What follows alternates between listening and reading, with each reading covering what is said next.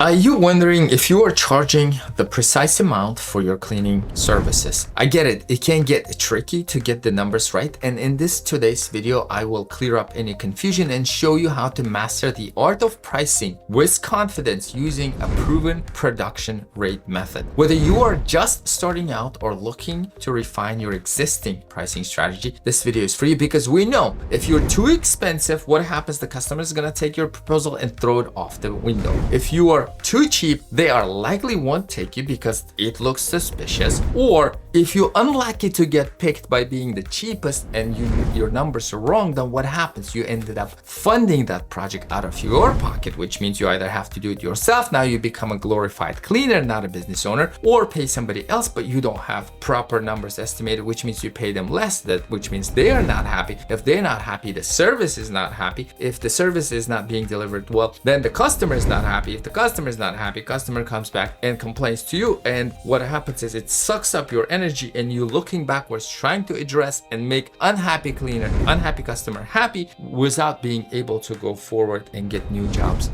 those and attract those that actually are right fit for you. So in the commercial cleaning, we need to understand the production rate, and the production rate is how much a cleaner is able to clean per hour. It is commonly accepted to be the number about 3,000 square feet. I've seen it to go to 4,000 square feet if your cleaners are fast, which means they're covering in that hour a lot more square footage. Some are slower. I've seen that to be 2,500 square feet. So for the intents and purposes of this video, we're going to use 3,000 square feet, but adjust the number based on your cleaners. And keep in mind one thing, this is not for specialty, not for deep cleaning, not for disinfecting and other services, because in those cases, the production ratio will go down. This is for regular quick mop, quick vacuum, take out the trash, and etc. services that are maintenance services. So keep that. I wanted to put that transparency out there so it doesn't screw up your numbers. Calculating your cost. So we're gonna start diving into your labor cost, and we know labor is what takes the most in the cleaning industry. And let's say you're paying $20 an hour for simplicity of the numbers, which is relatively close number, and your cleaners are able to cover 3,000 square feet in that particular hour. Then the way you calculate your labor per square feet is you take the labor cost, which is $20, and divide it to a production ratio, which is 3,000 square feet, and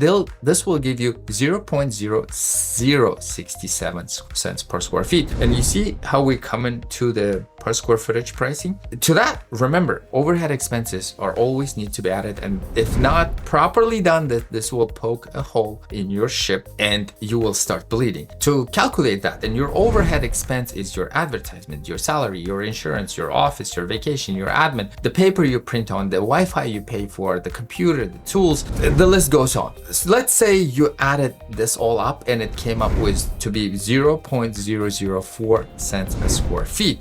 Then in this case, your total cost per square feet is you add your labor cost, which was 0.0067 to 0.004, and you come up with 0.0107 per square feet. As you can see, this is your net cost to do recurring cleaning services per square feet, and your number is sitting at 107. If you want to see how to calculate the overhead, then I've got a separate video. You want to watch it, but after you finish this, because you want to stay productive so you can take as much as you can. Jumping from a task to task is not proven to provide the most value for the time, because you are trying to get the knowledge here so you can improve your cleaning business. So let's set the price now. To set your price, what you want to do is you want to add a profit margin to your total cost, right? Because right now we only had the total cost. If you, let's say you aim for 50% profit margin. Profit margin calculation is total cost per square feet, and you want to multiply it to open parenthesis 1 plus profit margin and then close parenthesis. For example, the easier math is to take that per square footage price that you had, 0.017, and multiply it to 1.5, and I'll give you the number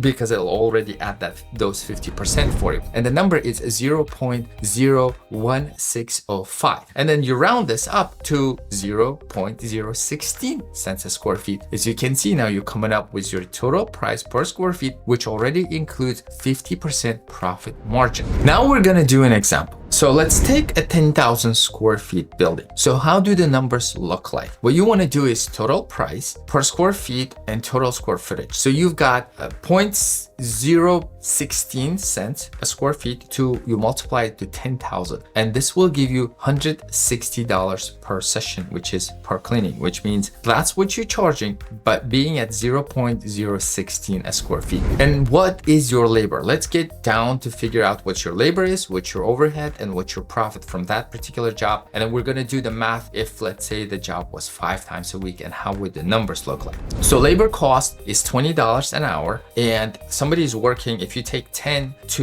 hours, then you divide it to 3.33, right? Someone is working there 3.33 hours, so slightly over 3 hours. And if you pay them $20 an hour, then you're paying that person $66.60 to do one-time cleaning for that job. Your overhead cost is easy because it was the exact number, so that comes up to being the $40. And using the same math, your total comes up. So the total cost for that particular job, your expense is $66.60 plus $40 will give you $106.60. That's your cost to get the job done with your overhead. Now remember the number we had for our service, we were charging $160. So from $160, you want to subtract $106.60, and this will put you at $53.40 in profit. That is what you're doing from that particular job at that particular price. So if you want to do the totals, now what we want to do is the customer can ask different scenarios. They can ask twice a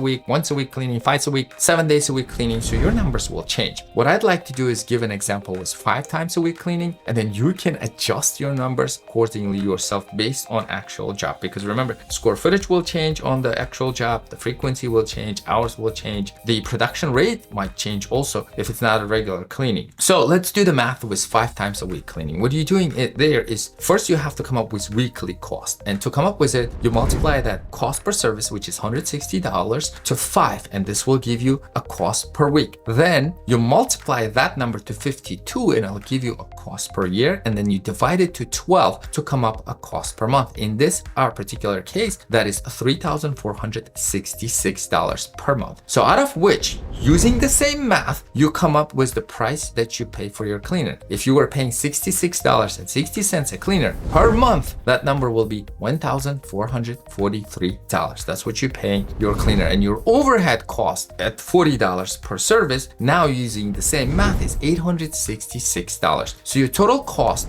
for that 1 month to do the work is $1,443 plus $866, and this should give you $2,309. And let's come up with the math to calculate your cost per month, like your profit. So what you do is, remember, the monthly cost was $3,466. So subtract from that our gross cost for the job, and that's $2,309, and that leaves you with $1,157 as a profit. I know it's a lot of dry information, but that's the information that you need to learn. So a couple of things to keep in mind when you're pricing it: efficiency and transparency. So improving your efficiency through training and better equipment can reduce the cost and increase your profit margin, which means was providing a better quality of service, which means now your cleaners are faster, they've got nicer equipment, place smells better. If they knock this out quicker, then you've got a little bit more profit. Or at least if you even don't take that profit, then your cleaners are faster, your customer is happy, and more money to your cleaners. The happier they are, the happier your customers. So it kind of makes sense. Be transparent about your calculating prices. I like to do that with my customers because in general, they appreciate and understand what they're paying for, and it builds trust. In cases, you might want to go with an hourly rate, because hourly rate, this is the per square footage price. Remember, your per square feet, if you follow this math, is 0.016 cents a square feet, but hourly can different. There are benefits with hourly. If you were to go hourly, you can tell customer, hey, I estimate it may take 4 hours, like 3.33, right? In this case, to clean the 10,000 square feet. But you could say, I can estimate that much, but I'm gonna try to get it done faster. So, or in some cases, you can say, this is the estimate, but I try to go up higher. And there's one more terminology, because customers don't like to leave open check. If you say, hey, if it takes me more, I'll bill you more on this hourly rate, clients might not like this. So what you can do in those cases, implement NTE, which is not to exceed price. You can say, look, in my experience, I normally service this facilities. It takes me 3 hours and 33, right? 3.5. But I know no, I will not go over 4.5, and then you revise your math and you give it to him. It's a lot of numbers, a lot of jogging and note taking. If you want me to put all this in an Excel spreadsheet, then I'm happy to do this because I've got plenty of Excels. I just wanted to provide this information because a lot of people are asking how to price per square feet, and I have a video per hour. So I wanted to put this together so you guys can start benefiting. But if you need the Excel spreadsheet, then I'll put it. The other spreadsheets and documents are at ansimpact.com resources. That's where I've got the tools and resources for you. So what we did now is we've now covered and gone through how to calculate your costs, set your prices competitively, and how to adjust for different types of cleaning services. Remember, the goal is not just to make a profit, but to build a sustainable business that provides value to your clients and great working environment for your team, because that is the only recipe how you can grow. And the goal is to make you a business owner and not a glorified cleaner. Check out the video where I break down the hourly estimating if that interests you. If not, I'll see you on other videos and keep on crushing your cleaning businesses. Bye for now.